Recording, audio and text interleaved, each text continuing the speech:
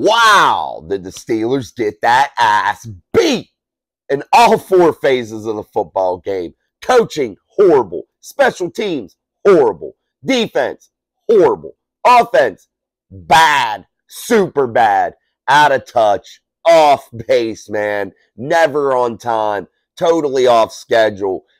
I've not seen a game quite that bad in every phase where there's really no bright spot except for one player, and that was TJ Watt. He was there. He's a superstar, and he was still making some plays, but wow, did the rest of the defense get smoked. Let's start there with the defense. The defense early put in bad spots considering the offensive play, and the defense just bled, and they couldn't stop the bleeding, man. They could not stop it. They let Christian McCaffrey go for over $150 on the ground. Brandon Aiyuk totally cooked the Steelers. Brock Purdy back there just making moves, even when there was pressure against him. Even when he was forced to move out of the pocket, which was not a lot, he was able to just make plays. And where are these defensive backs, dude? Literally, every time, 18 yards down the field, they're watching plays happen right in front of them. Totally getting roasted. Like not even contending. Not even making an attempt at the football. Just roasted. These guys just running little comeback routes. Boom. 10, 15, 20 yards. Constantly. And then you see this defense, every play that the 49ers ran, 4, 5 yards, steady, just consistently chipping away. And they were never able to stop the bleeding. Never. And now you have this defensive backfield who I thought was going to be okay. But man, do they have a lot of holes right now. And Patrick Peterson running his damn jib, talking about how he was going to pick off Brock Purdy. All this shit about how easy he was. Brock Purdy, I can read him like a book. Rookie guy coming in. You got cooked, bro. You got roasted. Roasted, and you ran your mouth, and you got what you deserved, evidently. You got cooked, and you shouldn't run your mouth saying you're going to do all this if you ain't going to come out on a Sunday and back that shit up. So the defense played horrible, losing Cam Hayward. It looked like that defensive front was totally non-existent for most of the game. The pass rush, I felt, was nothing except for TJ Watt. I felt there was a couple moments that Alex Highsmith was able to control the run game a little bit and make some stops, but they were just so bad. They really were not what I expected to see, especially when you're bringing in Herbig and Golden. I thought there would have been a more of an intense pass rush, a more of a getting Brock Purdy off schedule, getting him out of the pocket, making him be on the run, making him uncomfortable, and that never happened ever. But the defensive backfield, man, I gotta say, it's bad. And Steeler Nation, I got to eat crow here because I thought this team was going to be way better, and I thought it was going to be a way better performance. And I know it's one game, and I'm not trying to destroy the hopes of the fan base. But man, if they don't figure out some sort of scheme, something better they can do in terms of setting up their defense, and maybe rotate some players around or something, they gotta figure something out. If they don't fix that defensive backfield, they're going to be in big trouble in a pass-happy NFL. And especially that pass rush and that defensive front, if you're not getting some consistent pressure, you're going to be in big damn trouble, dude. Big trouble. Brandon Aiyuk cook you the way he did, but he did. He cooked your ass. He cooked it bad. Let's move over to those special teams. The special teams. How are you going to get a penalty constantly in the first few snaps that you take on the field there, on the punts and things of that nature? The field goal blocking. It's just crazy. The penalties, I didn't like it. That's what killed it. I felt like Presley Harvin wasn't really that great, in my opinion. I don't know. The special teams didn't really strike me as anything special except for the return game. I like the return game, but we got to see it so much because they scored so many damn points. It was so ridiculous. Absolutely ridiculous. I felt like Anthony McFarland, when he did get his chances, he returned the football well. However, it just as a whole was not what I expected to see. And then let's move into the offense. The offense, absolutely horrible. How are you running tempo and running a more upbeat offense when you're down 20 damn points? Why aren't you speeding it up? What are you even huddling for?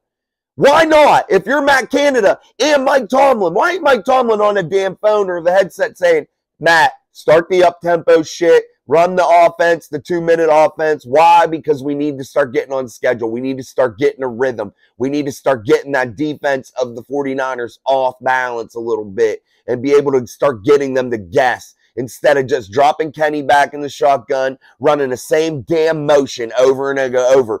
Allen Robinson from the wing, motioning right. Every play, it's, I swear, the same damn motion. Like, become more exotic, dude. Do something. And then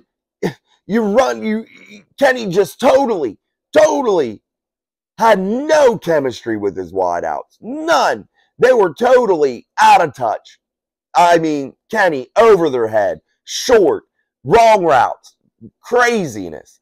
Kenny looked like he was the last pick in the NFL draft, if you ask me. I mean, geez, that was a bad performance. Horrible. And then the offensive line, in my opinion, didn't play well at all. Kenny didn't look like he was comfortable at all. He looked like he was constantly happy feeting it, moving around like a moron. It just, I cannot understand that type of performance. Never able to establish a run in any way, shape, or form at all.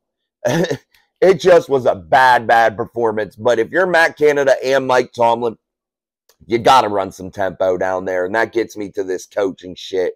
The coaching was horrible. If you're Mike Tomlin, down there to start out, trying to make a comeback, you got to take the 3 points. That gets you down 17, gets that momentum moving, that gets points on your side. Instead, you got to keep going and trying to be a hard ass and keep going for it and shooting for it on the 4th down. And sometimes that's okay to go for it on 4th down. It is. But sometimes you got to cut your losses, dude, and just take the damn points. You can't be wow. I just cannot believe that. And then to allow Matt Canada to have that team when you're down 20 huddling.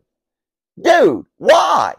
You got to get this team back on focus. You got to get some momentum going. And being in the huddle and being slow and never getting an up-pace offense is horrible. A very horrible decision. Horrible. And honestly, they look like they made 0 adjustments during the game. Like I said, they were running the same damn motion over and over again on offense. Same type of formation many times. Never really mixing it up. Very bad, guys.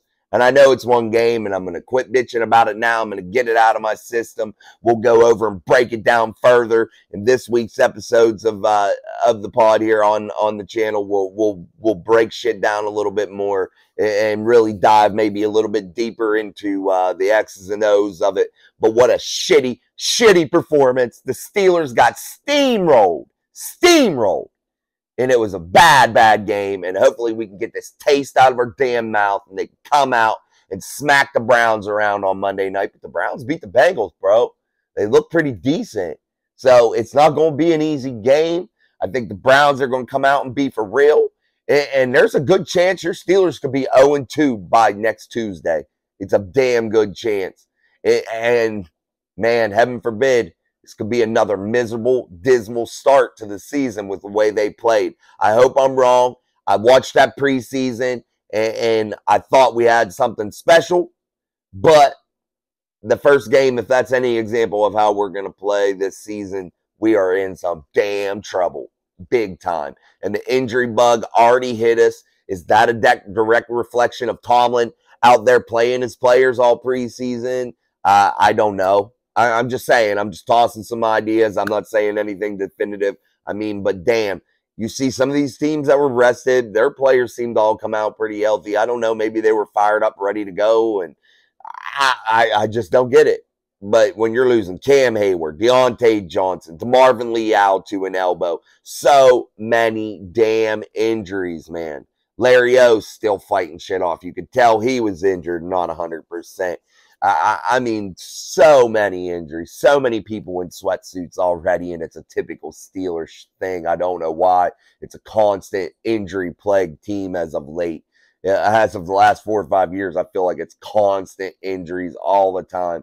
And like I've said before, you got to have some luck on your side, and maybe that's some of the bad luck we've been having. But Kenny Pickett has to play better than what he did. That was a horrible game, and Kenny got to really take it on the chin here and come out and get a little bit better. Oh, not a little bit, a lot better.